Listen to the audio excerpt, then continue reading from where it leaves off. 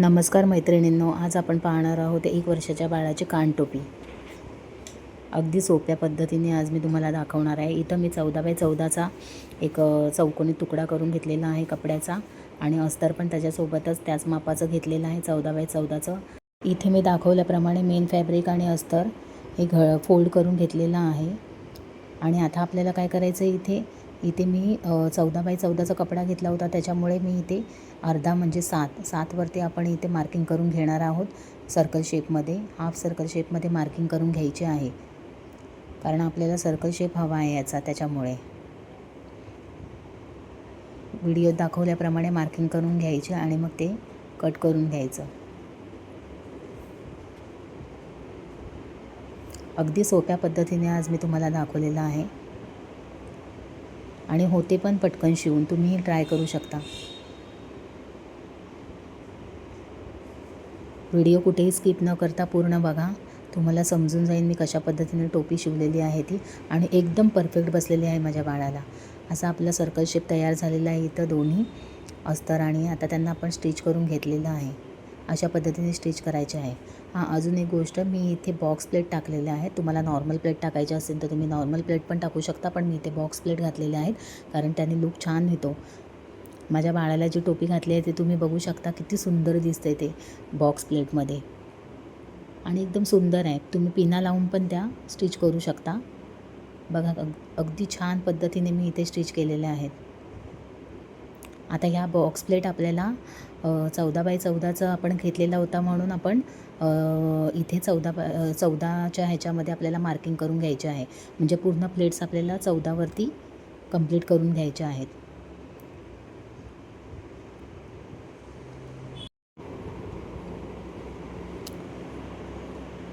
अशा प्रकारे आपल्या इथे मेजरमेंट 14चा आलेला आहे. 14चं का? कारण आपला कापड होता 14चा, त्याच्यामुळे आपल्याला 14वरतीच प्लेट्स टाकून घ्यायच्या आहेत सर्व. इथं मी 15 इंच लांबी आणि 3 इंच रुंदीचा एक डबल फोल्डमध्ये कपडा घेतलेला आहे. त्याच्यावरती उलट बाजूला आपल्याला कॅनव्हस चिटकवून घ्यायचा आहे आणि वरच्या साईडला आपल्याला अर्धा इंच सोडून शिलाई स्टिच करून घ्यायची आहे. लक्षात ठेवा, कॅनव्हसवरती आपली शिलाई गेली नाही पाहिजे. थोडंसं गॅप ठेवून आपल्याला शिलाई मारून तिथे आपल्याला थोडेसे नॉचेस देऊन खालच्या बाजूला जी फोल्ड बाजू होती तिथं आपण कैचीने कट करून घेतलेलं आहे, कारण आपल्याला ते पलटी करायचं आहे. त्याच्यामुळे आपण तिथं कट करून घेतलेलं आहे. आता कट करून झाल्यावरती तिथे वरून मी दाब शिलाई मारलेली आहे. तुम्ही बघू शकता कशा पद्धतीने मी तिथे दाब शिलाई दिलेली आहे. त्याला टॉप स्टिचही म्हणतात. मी त्याला दाब शिलाई दिलेली आहे. खालच्या साईडला आपल्याला अर्धा इंच सोडूनच कट करायचं आहे, हे लक्षात ठेवा, कारण आपल्याला ते स्टिच करायला अर्धा इंच हवा आहे. आता त्याचा आपल्याला मध्य काढायचा आहे खालच्या बाजूने आणि आपल्याला टोपीचाही मध्य काढून घ्यायचा आहे. आणि आपल्याला अशा उलट्या बाजूने टोपीच्या आतल्या साईडने आपल्याला तो मध्य ठेवून स्टिच करून घ्यायचा आहे. पूर्ण व्हिडिओत बघा मी कसं दाखवलं आहे त्याप्रमाणे आपल्याला हा स्टिच करून घ्यायचा आहे. अगदी सावकाश स्टिच करायचं, काही गडबड करून शिवायची नाही आहे. खूप छान टोपी बसते आणि फिनिशिंगमध्ये टोपी आहे. पूर्ण टोपी माझी बघा तुम्ही, पूर्ण फिनिशिंगमध्ये टोपी आलेली आहे आणि शिवायलाही अगदी सोपी आहे. अगदी कमी वेळात ही टोपी शिवून होते.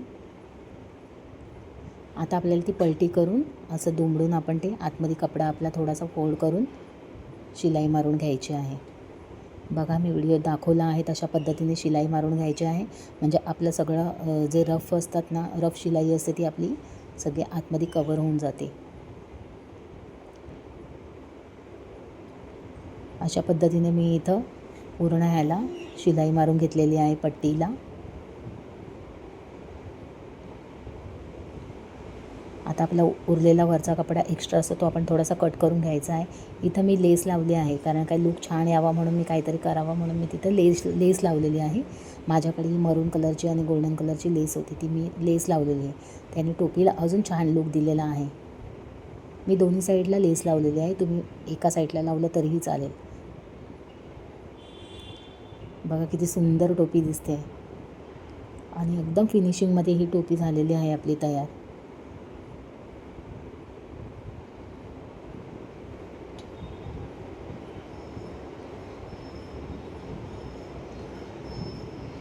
अशा पद्धतीने मी दोन्ही साईडला लेस लावून घेतलेला आहे. ही टोपी 1 वर्षाच्या बाळाची आहे. ही तुम्ही 2-3 वर्षाच्या बाळालाही घालू शकता. एवढे मोठे पूर्ण कान झाकले जातात. आता मी इथे एक पट्टी घेतली आहे 24.5 इंचाची आणि 2 इंच रुंद आणि 23.5 इंच 24.5 इंच लांबीची पट्टी घेतलेली आहे. आता ती आपल्याला नाडीसाठी म्हणजे आपण बाळाला जी बांधतो नाडी त्याच्यासाठी आपण इथे आता हे स्टिच करत आहोत. खालच्या साईडने आपण हे पूर्ण स्टिच करून घेतलेलं आहे. आता त्याला अशी डबल फोल्ड करून आतल्या साईडला कचरा सगळा झाकून आपण ही पूर्ण फिनिश करून घेणार आहोत.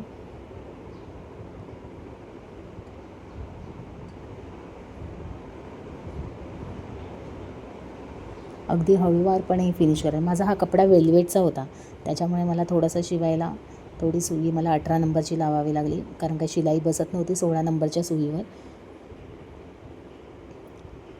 बघा किती सुंदर लूक आलेला आहे. आता अजून एकदम छान दिसावी म्हणून मी इथे त्याला गोंडा तयार केलेला आहे छोटासा. आपण त्याला लटकन म्हणतो तशा पद्धतीचं मी इथे पूर्ण केलेलं आहे.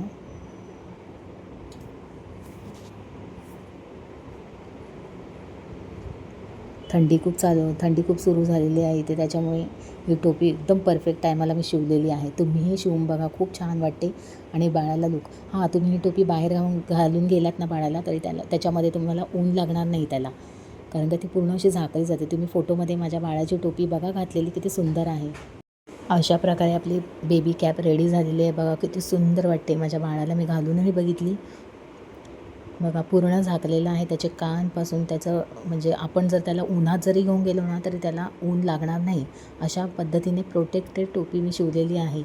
तुम्ही एकदा ट्राय करून बघा आणि माझी व्हिडिओ आवडल्यास लाईक आणि शेअर करायला विसरू नका. आणि मी शिवलेली टोपी कशी वाटली, अंगद कसा दिसतो टोपीमध्ये, हे कमेंट करून मला नक्की सांगा. अजूनही माझ्या भरपूर व्हिडिओ आहेत नवनवीन, त्या बघायलाही विसरू नका आणि शेअर करायलाही विसरू नका. धन्यवाद.